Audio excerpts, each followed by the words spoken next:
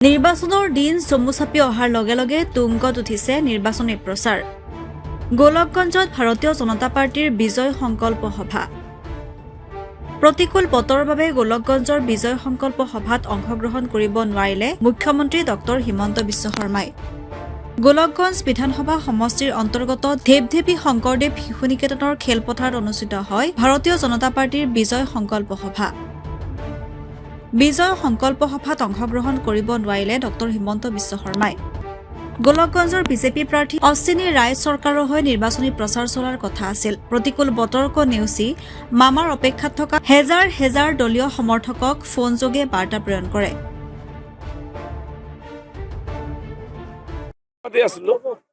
যে বতৰ আমাৰ প্ৰতিকূল আছিল আৰু যথেষ্ট ইমান বেয়া বতৰ আছিল, ভাবিব পৰা নাছিলোঁ। তেতিয়া মানুহ ইয়াত হাজাৰ হাজাৰ মানুহ উপস্থিত হ'ল।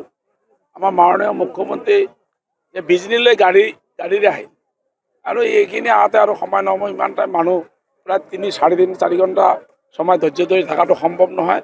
এতিয়া মাননীয় মুখ্যমন্ত্ৰীৰ লগত মই সংযোগ কৰিলোঁ যে মুখ্যমন্ত্ৰী মহোদয়, আজি 25-30 হাজাৰৰ অধিক মানুহ ইয়াত উপস্থিত হৈছে। আপুনি অন্তত ফোনত অকণমান মানুহসকলক যদি আপোনাৰ মুখেৰে দুই এষাৰ কথা শুনে, গোলকগঞ্জবাসী ৰাইজে আপোনাক বহুত মৰম কৰে।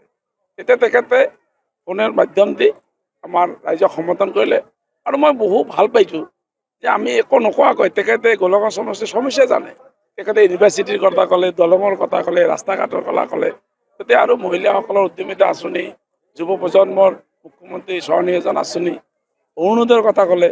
তেতিয়া মানুহখিনি যথেষ্ট আনন্দিত হৈছে, উৎফুল্লিত হৈছে আৰু বিশ্বাস এটা আছে আমাৰ মানুহৰ যে মুখ্যমন্ত্ৰী যি কয় তাকে কৰে। গতিকে এইবাৰ আমাৰ বহু কাম হ'ব আৰু ৰাইজে মোক আশীৰ্বাদ কৰিব বুলি মই নিশ্চিত হৈছোঁ। কাৰণ ইমান বেয়া বতৰতো 30-40 হাজাৰ মানুহ উপস্থিত থকা মোৰ কাৰণে অতি আৱেগিক হৈ পৰিছোঁ মই, যে ইমান বেয়া বতৰতো যে হাজাৰ হাজাৰ মানুহ উপস্থিত হৈছে। মই সঁচাই আৱেগিক হৈছোঁ আৰু সকলোকে সেৱা জনাইছোঁ আৰু আশীৰ্বাদ কামনা কৰিছোঁ। মই গোলকগঞ্জ সমষ্টিৰ নিৰ্বাচনৰ কাৰণে মই নমা নাই। মই জনসেৱা কৰোঁ। মই আজি 15 বছৰ গোলকগঞ্জ সমষ্টিৰ চুকে কোণে মই 365 × 12 × 30 × 24 মই ৰাইজৰ লগত থাকোঁ। মই ৰুটিন মাফিক মই ভাবোঁ নিৰ্বাচনটো এটা পৰিক্ৰমা আৰু মোৰ এই ৰুটিন মাফিক ৰাইজৰ লগত থকাৰ সময়খিনি মই সম্পূৰ্ণভাৱে থাকোঁ। গতিকে এতিয়া ভাল লাগিছে, নিৰ্বাচন আহিছে। বহু আকাংক্ষাৰ বহু অপেক্ষিত এটা ব্যৱস্থা আমাৰ ৰাইজে আশা কৰিছে। 5 বছৰ কাম নহ'ল, গতিকে উন্নয়ন হ'ব বুলি মোৰ ওপৰত বিশ্বাস ৰাখিছে আৰু উৎসাহিত হৈ মোক গোলকগঞ্জ সমষ্টিৰ প্ৰত্যেকজন মানুহেই মোৰ লগত সংযোগ কৰিছে আৰু কমিউনিকেট কৰি বিভিন্ন সভা সমিতি পতাৰ কাৰণে মাতি আছে।